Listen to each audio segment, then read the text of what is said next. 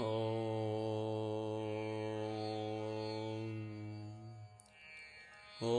नमो भगवते वासुदेवाय। ॐ नमो नारायणाय।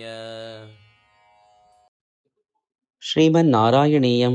दशकम् 18 श्लोका 6। भूयः तां भूयः तां भूयस्तां भूयस्तां निजकुलमुख्यवत्सयुक्तैः निजकुलमुख्यवत्सयुक्तैः भूयस्तां निजकुलमुख्यवत्सयुक्तैः भूयस्तां निजकुलमुख्यवत्सयुक्तैः देव आद्यैः देव आद्यैः देवाद्यैः देवाद्यैः समुचितचारुभाजनेषु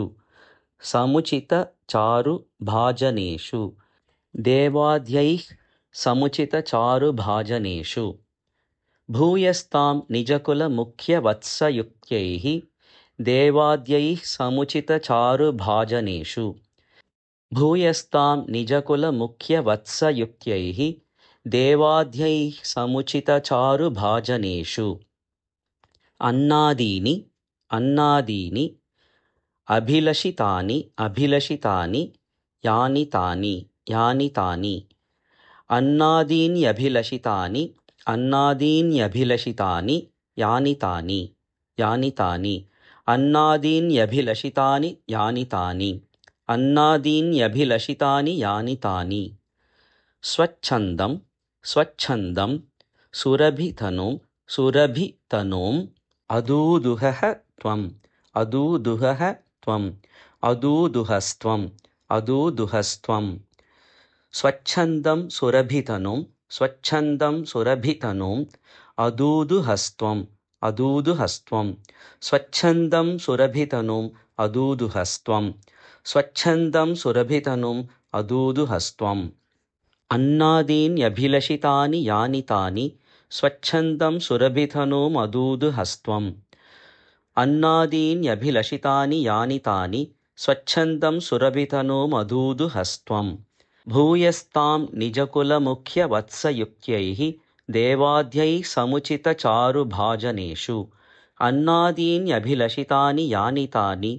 स्वच्छन्दं सुरभितनुम् अदूदुहस्त्वम्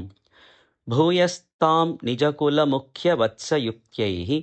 देवाद्यैः समुचितचारुभाजनेषु अन्नादीन्यभिलषितानि यानि तानि स्वच्छन्दं सुरभितनुम् अदूदुहस्त्वम्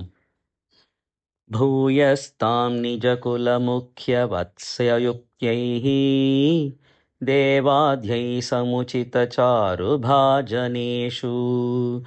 अन्नादीन्यभिलषितानि यानि तानि स्वच्छन्दं सुरभितनुमदूदुहस्त्वम् भूयस्तां निजकुलमुख्यवत्सयुक्तैः देवाद्यैः समुचितचारुभाजनेषु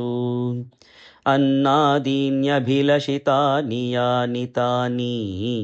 स्वच्छन्दं सुरभितनुमदूदुहस्त्वम्